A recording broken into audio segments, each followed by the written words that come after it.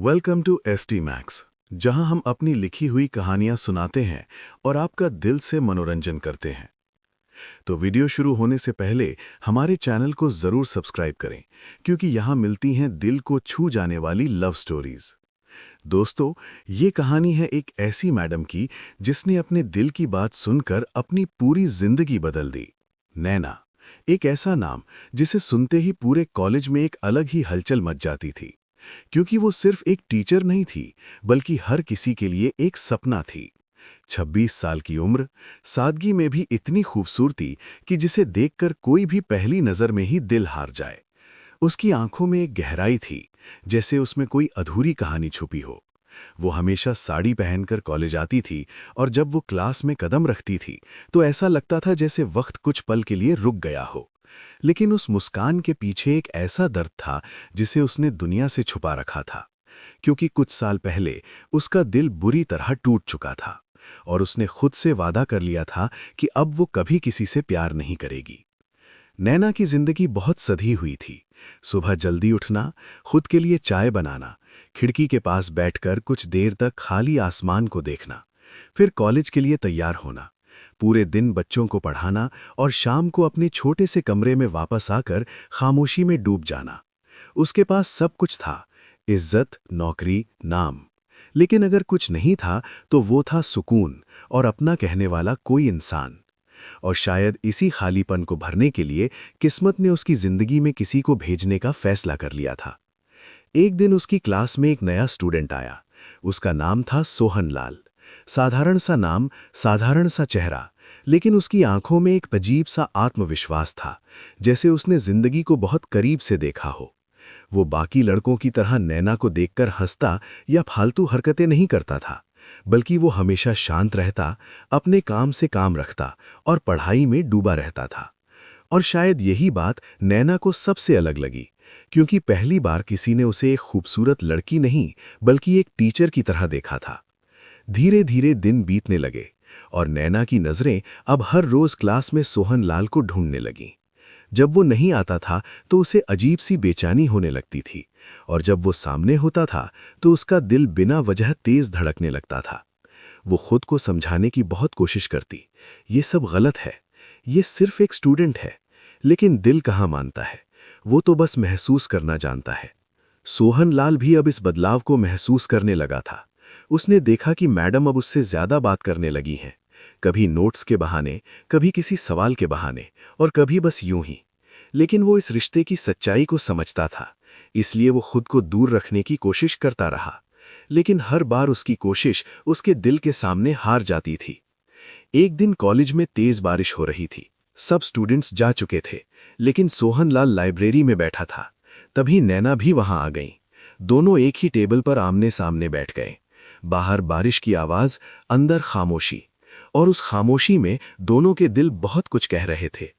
अचानक बिजली चली गई और अंधेरे में सिर्फ खिड़की से आती हल्की सी रोशनी और बारिश की बूंदों की आवाज रह गई। उसी पल नैना ने धीरे से कहा, सोहनलाल, क्या तुम्हें कभी ऐसा लगा है कि कुछ रिश्ते गलत होते हुए भी सही लगते हैं? सोहनलाल कुछ पल चुप रहा, फिर बोला, हाँ मैडम, लेकिन ऐसे रिश्ते ज्यादा देर तक नहीं चलते। ये सुनकर नैना की आंखों में आंसू आ गए, क्योंकि उसे अपने सवाल का जवाब मिल चुका था। लेकिन कहानी यहीं खत्म नहीं होती। कुछ दिनों बाद कॉलेज में किसी ने दोनों को साथ देख लिया और बात धीरे धीरे पूरे कॉलेज में फैल गई। प्रिंसिपल तक ये खबर पहुंच गई और नैना को अपने केबिन में बुलाया गया। वहां उसे बहुत डांट पड़ी। उसकी इज्जत, उसका करियर, सब कुछ दांव पर लग गया। उस दिन पहली बार नैना को अपने फैसले पर पछतावा हुआ। उसने उसी शाम सोहनलाल को आखिरी बार मिलने के लिए बुलाया।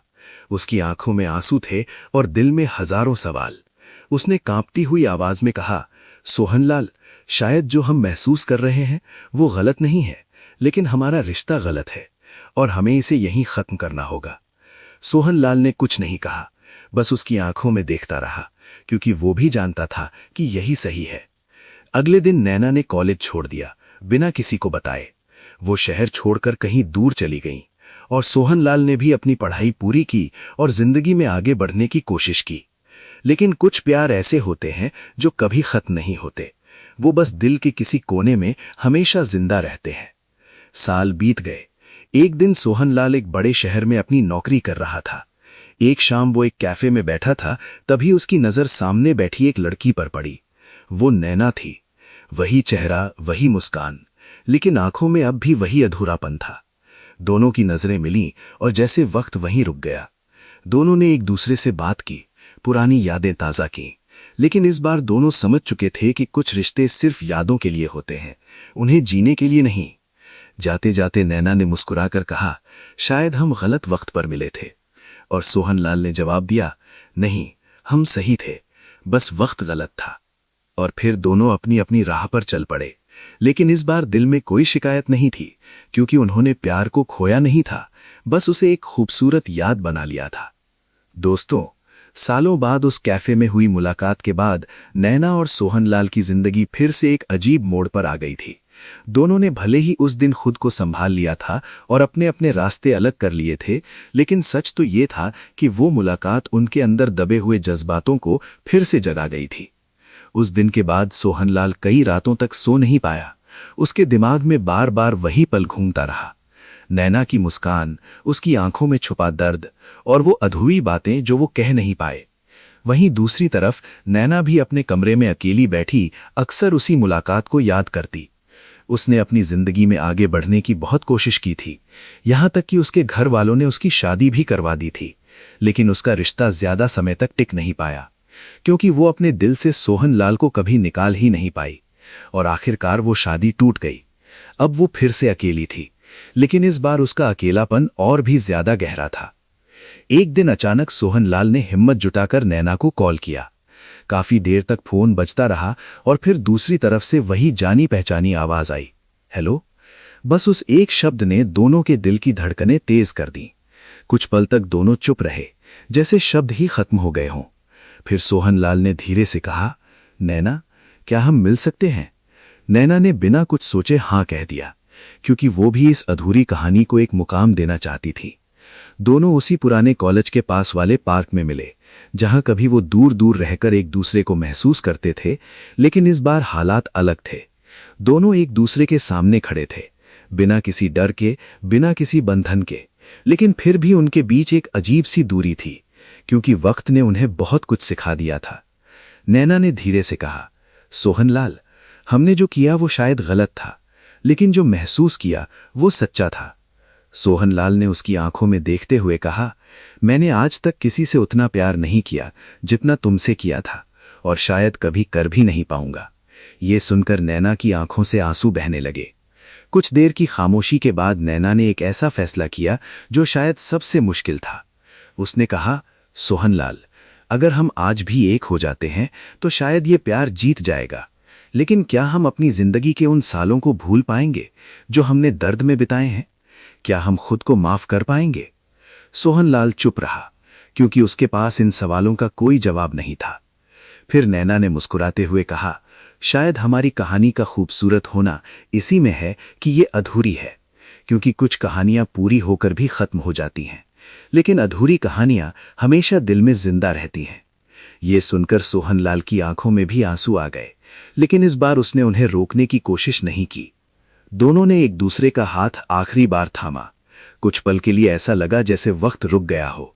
फिर धीरे धीरे उन्होंने अपने हाथ छोड़ दिए और बिना पीछे मुड़े अपनी अपनी राह पर चल पड़े, क्योंकि इस बार उन्होंने अपने प्यार को पाने के लिए नहीं, बल्कि उसे हमेशा के लिए जिंदा रखने के लिए छोड़ दिया था।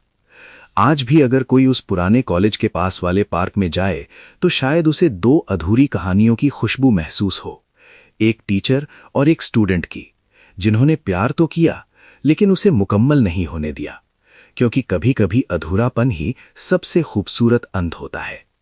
धन्यवाद दोस्तों। अगर आपको ये कहानी पसंद आई हो तो चैनल को जरूर सब्सक्राइब करें और ऐसी ही दिल को छू जाने वाली कहानियों के लिए हमारे साथ जुड़े रहें। अगली कहानी में फिर मिलेंगे, तब तक के लिए धन्यवाद।